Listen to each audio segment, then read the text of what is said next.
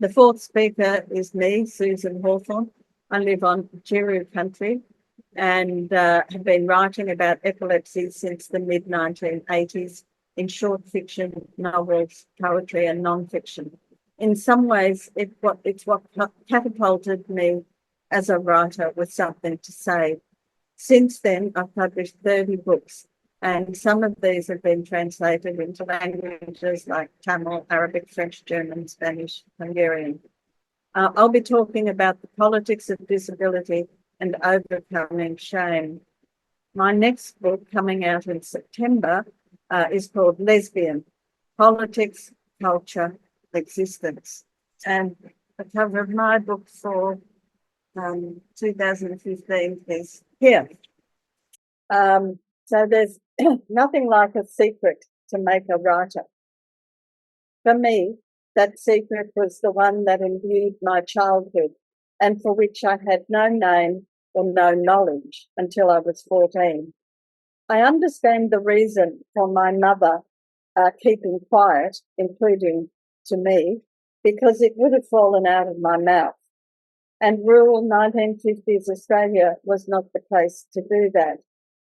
Of course, I have many memories of trips to a specialist doctor once a year in Sydney and knew that I should not ask questions. But eventually I did know the word epilepsy. And there are three kinds of epilepsy that are half relevant for me. There's petit mal, which is just a momentary break of consciousness. There's grand mal, which is fairly powerful and strong and you can't not notice it. You can do it in public, you can do it in private. And then there's status epilepticus, which is when the seizure doesn't stop. And there are many other forms, but they're the ones that sometimes apply to me.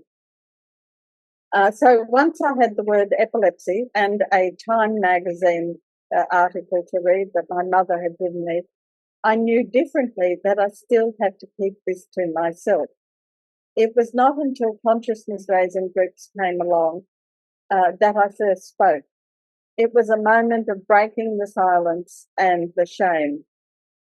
By then, I had read up a bit on history and myths surrounding epilepsy, and for a while I joined the Epilepsy Society in Melbourne, but finished up leaving fairly quickly because I found it so patronising.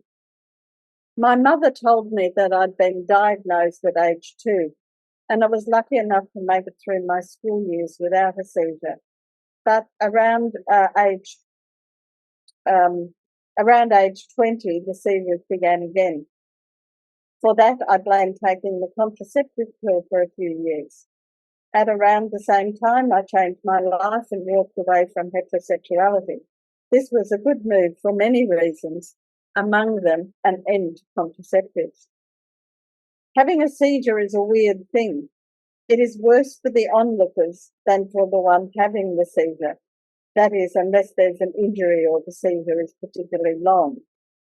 I've had 2 occasions in my life when the seizure meant that I was out of it for 3 days. The time slippage is especially strange when that happens. You try to create something to fill the memory hole. On one occasion, I was in an induced coma for 3 days and came out of that saying as my second sentence, status epilepticus. Well, it's hardly a sentence, but, it's saying something. I knew immediately that that was what had happened. The coming of women's liberation and the return of seizures meant that I quickly noticed the political element, knowing the words, the personal is political, thanks Robin Morgan, gave me a boost in recognising that. It was also a time when mainstream medicine was being challenged by feminists and other approaches were being explored. It was as though a new world of thinking was opening up. And I'd also begun to know more about Hitler and realised that in a different time, I too might have been rounded up and shipped to a concentration camp or experimented on by Nazi doctors. The political dimension these days has changed. It's not as outwardly eugenic as it used to be, but medical propaganda, advertising and big pharma along with government-sponsored attempts at keeping track of every medical condition and appointment, are politically charged. To that extent, I stay away as much as possible from the medical system. I know what works for me. Most of the time, I'm aware of the possible triggers. I find the medical system infantilizing, as if 70-odd years of experience counts for nothing. In the second chapter of my book, Vortex, The Crisis of Patriarchy, I identify a number of features that anyone with a disability faces. Infantilization is a feature also of other kinds of oppression. Deborah Keenahan, in her article, The Female Dwarf, Disability and Beauty, challenges the viewers of her sculptures and charges many of them with condescension. Colonisation. While eugenics is not mentioned, prenatal testing is cloaked in terms such as quality of life, and thank you, Fiona, for speaking about that. These promotions are based on a psychology of fear. There's also harm minimisation. The politics of this was made clear and challenged at a feminist conference in Bangladesh in 1989. In the Declaration of Camilla, the delegates clearly stated that they were against genetic screening, prenatal diagnosis, and genetic counselling, since they simply continue the status quo. Normalisation. This factor is based on the assumption that a person with a disability cannot be happy and healthy, or the opposite, that those who don't have a disability are perpetually healthy and happy. Erasure. This is embraced by the medical profession, the reproductive technology industry, and big pharma, who are more than happy to profit from eliminating those whose disability is not regarded as contributing to productivity, or plying them with profitable lifelong drug regimes. And the latest moves in AI will simply speed up this process of erasure and opportunism.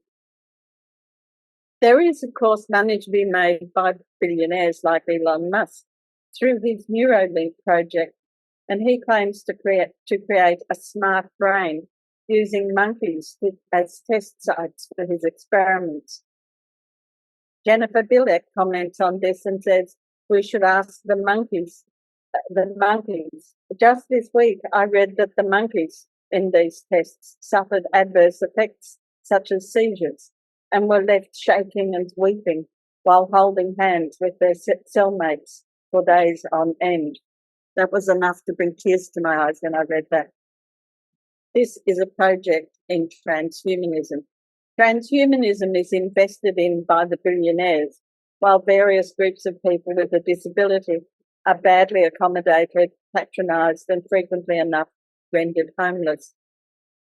You can read more from Jennifer Bilek in her forthcoming July book that Spinifex is publishing called Transsexual, Transgender, Transhuman. My 1992 novel, The Falling Woman, and my poetry collection, Bird and Other Writings on Epilepsy, are the two books which have a focus on epilepsy, and I'll read a few excerpts and talk about them. Other books, including my novel Dark Matters and the opening poem in my poetry collection, Looper and Lamb, also make reference to seizures. And I'm currently working on a new book, an epic poem called Ulysses, but it's taking time to get off the ground. In The Falling Woman, seizures are part of the structure of the novel. The opening page and the last 3 pages take the reader into and out of a seizure. I'm an electrical impulse. I discharge at random across a synapse at the threshold of a seizure, rank mile, idiopathic, without warning.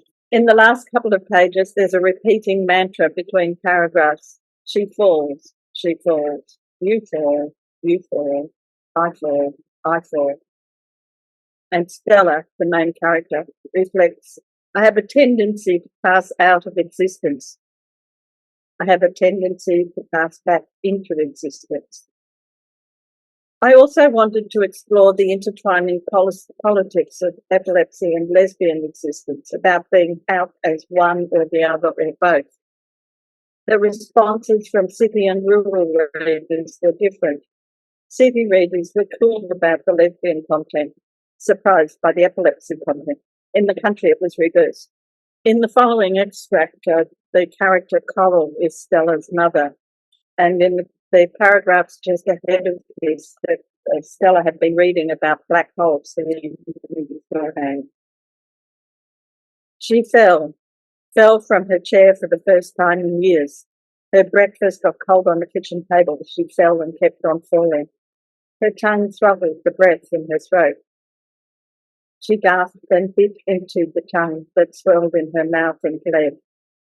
Coral tried to free it, and Stella bit into the bone of Coral's finger. She sank further into unconsciousness, thrashing about in the black hole behind consciousness. When the convulsion had passed, Coral carried her to her bed, where she slept and slept. The sun shone through the window and fell on her face, but Stella did not wake, since darkness held her in. Her muscles no longer moved. She was utterly still, locked in. She could not rise, having no will to rise. The force of unconsciousness pressed upon her. Time did not exist. All memory was gone. Outside, time passed. Hours passed, and she lay there, stirring to neither sound nor light. Then her hand moved, a mountain, heaving up through the earth's crust.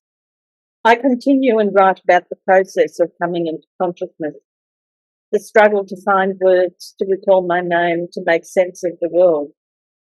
It was, in a way, my reckoning with death, that I could be snuffed out like a candle at any time.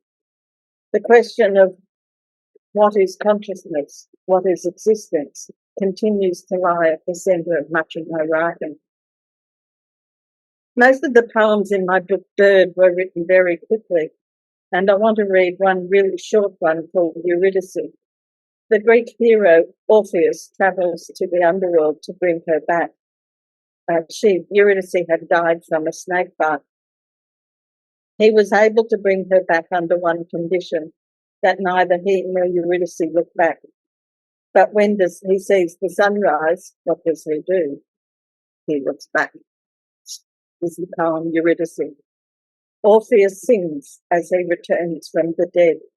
Eurydice cries out, "Don't leave me here like this."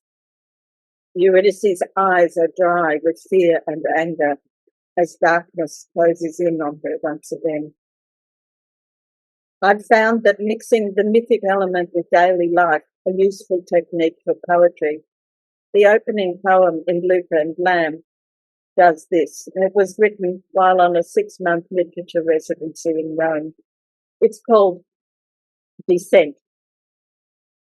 The call, that hollow sound of Crimea. I was here before, thousands of years ago. Your 100 mouths shouting, words frost at the edge of my mouth. The journey looming, flight into the unknown, descent into the dark thighs of your cave. My hair snake wreathed, Etruscan Medusa, speaking with 100 voices, the sibilant hiss, prophecy. Seizure grasp, I flail at vanishing memory, bruised, rise from darkness, almost miss the flame. Thanks to friends, I caught the flame that day. My mother, friends, and especially partners have been an important part of getting by. And the women's liberation movement definitely came to my aid when I needed it.